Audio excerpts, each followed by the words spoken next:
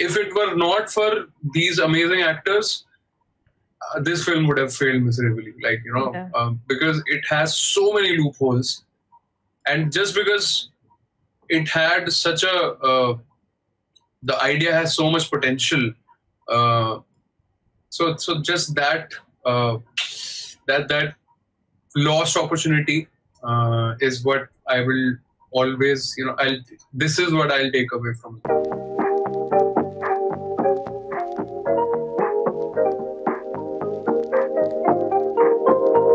See, this is why the whole thing was disappointing, because there is no consequences for any of his actions in the movie throughout. Like, so yesterday I put a little, textual review on my Instagram, and the first thought that came to my mind was like, even in Breaking Bad, Walter White does everything to protect his family. Spoilers. And there is so much backlash and consequences for what he does, or for his sins. And at the end, his family also is not with him at after a point. They are with him until an extent. And once, his brother-in-law is killed, they just, pull off. Literally, they don't have anything to do with him. And here he's killing the brother-in-law. There is no law enforcement. There is no... So all that, I went with a lot of expectations because Ranbir Kapoor is my favorite actor. And every time I go for his movies, I know that, there will be some substance, because an actor like him will not be wasted on an average story, or he won't choose a film which lacks depth or substance.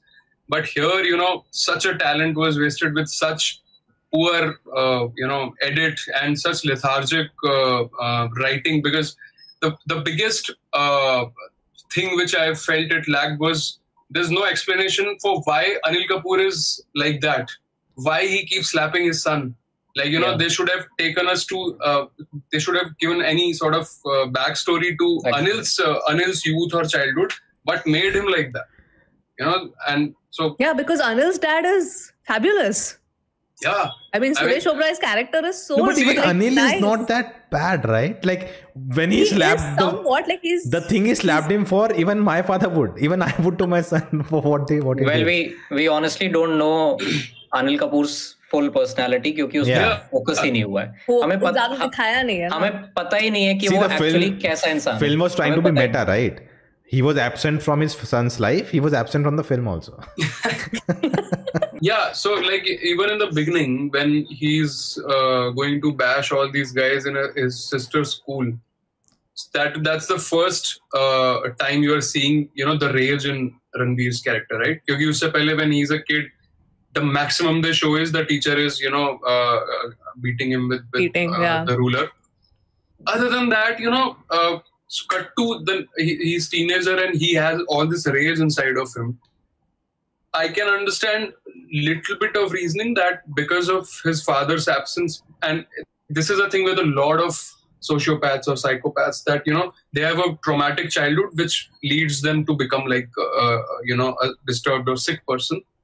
That's there, but there was not enough nuance, or they didn't explore the intricacies of the fact that, first of all, why Anil is like that, and then secondly, why Ranbir is like that. Exactly. And if you hype the whole film from teaser, trailer, announcement on the father-son thing, and if you are going to show me that like 20-30% and the rest of the movie is all about violence, then that sweet spot is never found. That balance is so important. So even in Udaan, it's about father-son disturbed relationship, right? उसमें तो मार भी देता उल्टा उसको. Yeah. I'll give you a real life example. So have you guys heard of Ted Bundy? Yes. So he's a famous serial killer. So he grew up in an environment where his grandfather was a very, very abusive and violent man. Okay, he was a bastard child, so he didn't have a father growing up. So he grew up in a household where his grandfather would abuse and beat his grandmother and his mother. So those are the growing up formative years. So if you grow up seeing all that in around you, that's what you end up becoming. And then later on in his life, he's also treating a woman like puppets and toys and killing them, and raping them and murdering them.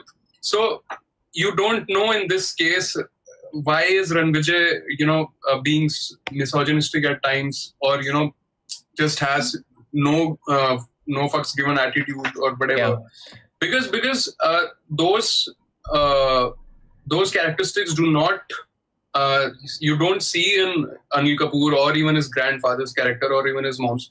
So I would like to think that in general, he would have been grown up in a loving household, even though his father was absent for most of the time, but at least there was no abuse or violence around him in that household, right?